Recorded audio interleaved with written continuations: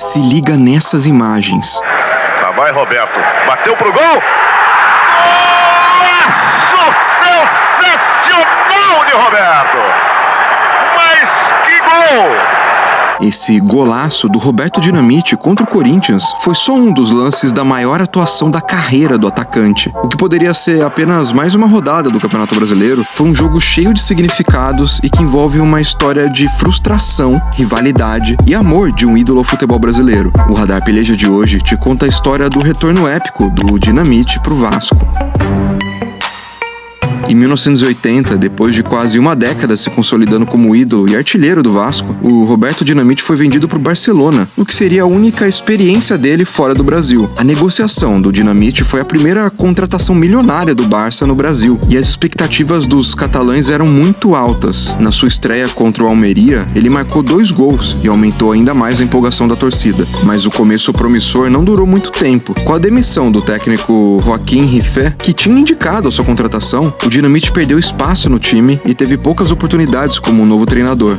3 meses depois de chegar no Barcelona e tendo feito só 11 jogos e 3 gols, ele já negociava sua volta para o Brasil, numa história no mínimo curiosa. O primeiro clube que foi para a Catalunha tentar a contratação do ídolo vascaíno foi o rival Flamengo, que chegou a assinar um pré-contrato com o Dinamite, a partir de negociações do presidente Márcio Braga. O maior obstáculo na contratação era o alto valor envolvido na negociação, claro, mais de $700 mil. Na época, o Dinamite já tinha recebido a parte dele na negociação com o Barça, mas o Vasco ainda não tinha recebido nada. Numa entrevista para Globo, o Márcio Braga até ironizou a situação. Quanto vai pagar? Exatamente o que o Barcelona pagou ao Vasco da Gama. Mas pelo que se sabe, o Barcelona nada pagou ao Vasco. Então nós não vamos pagar nada. O artilheiro Cruz Maltino chegou a falar como jogador do Flamengo e também a comentar publicamente sobre as expectativas de vestir a camisa do rival e atuar ao lado do Zico e de outros craques rubro-negros. A notícia, claro, foi destaque na imprensa esportiva brasileira e incomodou a torcida vascaína. O Roberto deve chegar ao Brasil na próxima segunda-feira, acompanhado de um dirigente do Barcelona, e nós aqui viemos, Joel Tepé e eu, a fim de contratá-lo.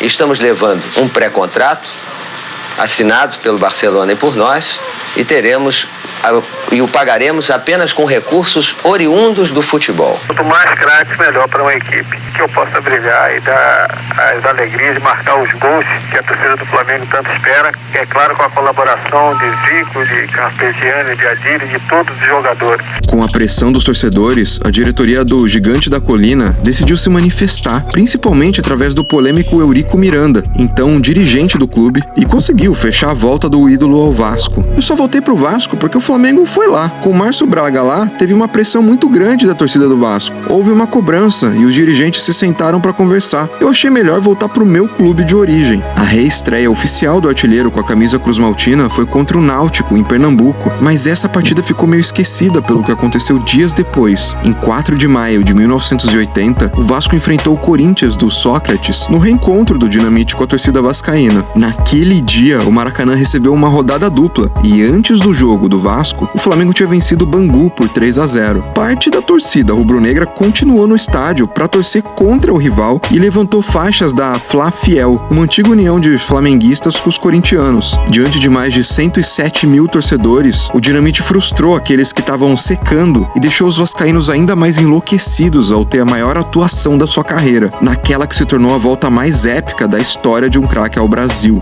Olha aí o Vasco, Roberto protegeu bem, dominou, pode sair o gol dele. Gol!